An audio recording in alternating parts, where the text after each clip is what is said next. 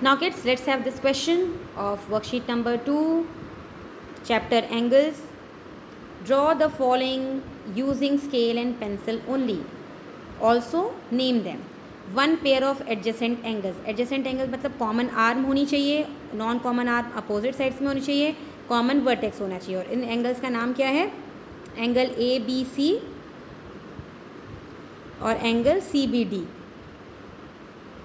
ठीक है. या अगर आप ऐसे भी बना सकते हो, ये हमने दो एंगल बनाए और इनका नाम रख दिया एंगल 1 और एंगल 2. ठीक है. Linear pair. लीनियर पेयर मतलब दो एंगल मिलके क्या बनाते हैं? स्ट्रेट लाइन बनाते हैं. तो यहाँ पर एंगल 1 और एंगल 2 मिलके क्या बना रहे हैं? Straight line.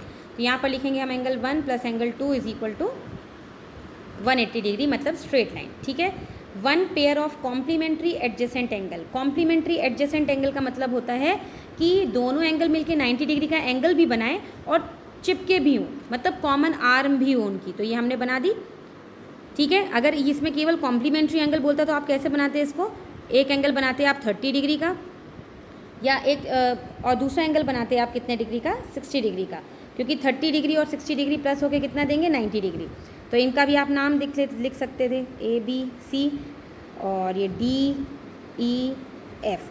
तो A B C, angle A B C and angle D E F, these two are complementary angles, क्योंकि ये दोनों एंगल मिलके क्या बनाएंगे? 90 डिग्री का.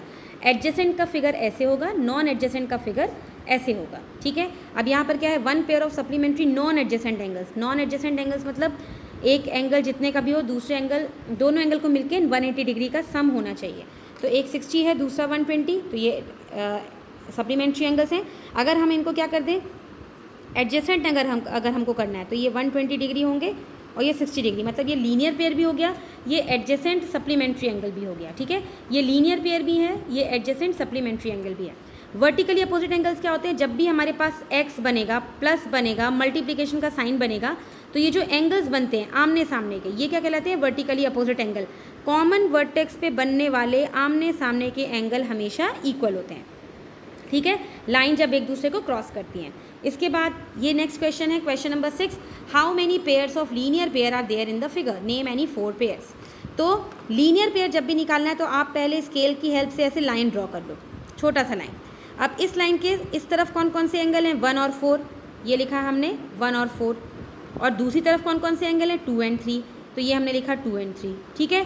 अब इसी लाइन को हम प्लस बना लेते हैं. ठीक है. प्लस समझ लो, या आप मल्टीप्लिकेशन समझ लो, या आप एक्स समझ लो.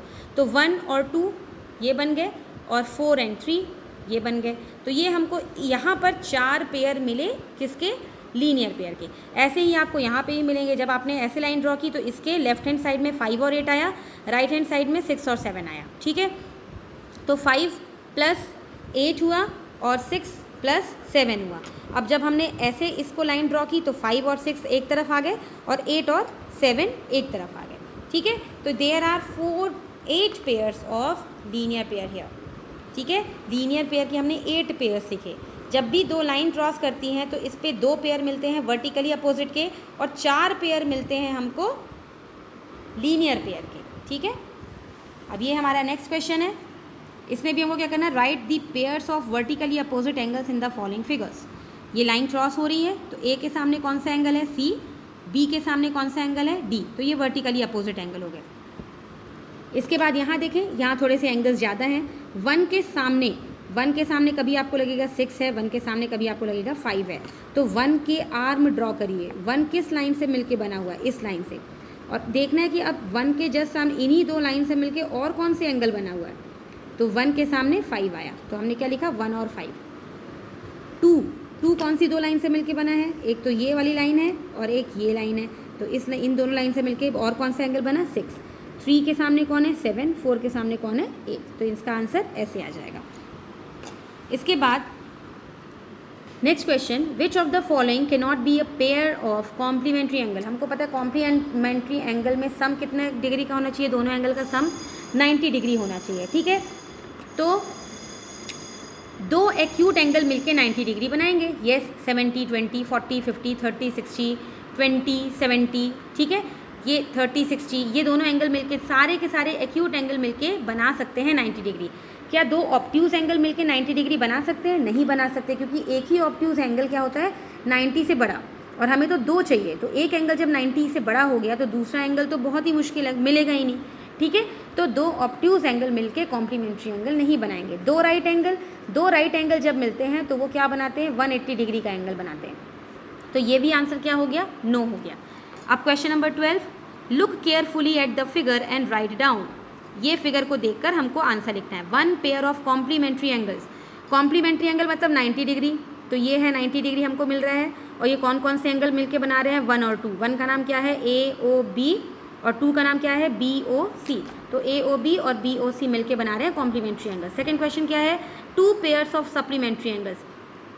2 पेयर्स ऑफ सप्लीमेंट्री एंगल्स में आप बहुत तरीके से इसके आंसर्स लिख सकते हो। या तो आप 1 और ये पूरा एंगल लीजिए, 1 और ये पूरा एंगल, 1 और ये पूरा एंगल, क्योंकि सप्लीमेंट्री बनाना है, स्ट्रेट लाइन बनेगी। तो स्ट्रेट लाइन पे हमारे पास यहाँ पे बहुत सारे ऑप्शन है। स्ट्रेट लाइन बनाने के लिए हमारे पास बहुत सारे ऑप्शन है। एक तो ये 1 और 1 के साथ ये पूरा बड़ा एंगल, फिर एक ये वाला एंगल 90 डिग्री और एक ये वाला 90 डिग्री का एंगल हो गया, ठीक है। तो हमारे पास 2 ऑप्शन यहाँ पर हैं। मैंने कौन सा लिखा है, DOC और AOC। DOC और AOC जो ये 90 डिग्री के 2 एंगल मिल रहे हैं, ये दोनों को मैंने इसका आंसर लिख दिया है। आप इसको चेंज भी कर सकते हो, आप AOB और BOD भी लिख सकते हो, AOB और BOD ये भी लिख सकते हैं। Question number 13 answer the questions from the given figure. ये फिगर दिया हुआ है, इसकी हेल्प से हमको आंसर्स लिखने हैं। Name a pair of vertically opposite angles. एक पेयर का नाम लिखना है वर्टिकली अपोजिट एंगल्स के। तो 1 के सामने कौन है 2, 3 के सामने कौन है 4, 5 के सामने कौन है 6। आप कोई भी लिख सकते हो। R angle 3 and angle 6 vertically opposite angles. क्या एंगल 3 और एंगल 6 वर्टिकली है, अपोजिट एंगल है क्या। 3 की तो कौन सी लाइन है, ये दोनों है। 3 का वर्टिकली अपोजिट कौन है 4, 6 नहीं है, तो आप यहाँ पे क्या लिखेंगे, नो लिख देंगे। फिर name 1 linear pair. 1 linear pair मतलब पहले आप एक स्ट्रेट लाइन ड्रॉ कर लो। ये स्ट्रेट लाइन हमने ड्रॉ की, ठीक है। इसमें कितने एंगल हैं, 1, 3 और 5। ये तीनों एंगल मिलके लीनियर पेयर बना रहे हैं। पीछे 6, 4 और 2 मिलके लीनियर पेयर बना रहे हैं। कोई भी लाइन आप लोगे स्ट्रेट लाइन, उसके ऊपर जितने एंगल हैं वो सारे के सारे क्या बनाएंगे, लीनियर पेयर बना देंगे।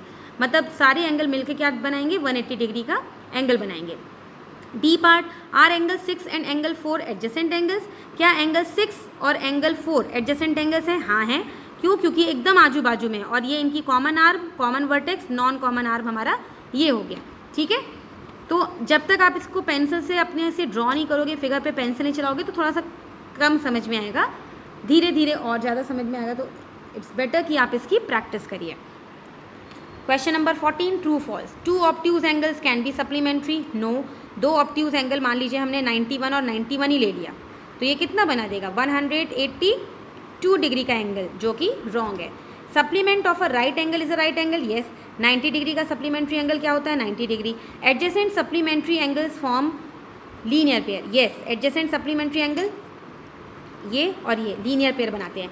Complementary angles are always adjacent, no. Complementary angle चिपके भी हो सकते हैं, कॉम्प्लीमेंट्री एंगल अलग अलग भी हो सकते हैं। Vertically opposite angles have a common vertex and common arm. Common arm नहीं होती है उसमें, कॉमन वर्टेक्स होती है। कॉमन आर्म अगर होगी तो वो एडजेसेंट कहला जाएंगे।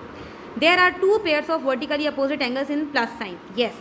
प्लस का साइन अगर हम बनाएं तो ये एक पेयर आया और ये दूसरा पेयर वर्टिकली अपोजिट एंगल्स का।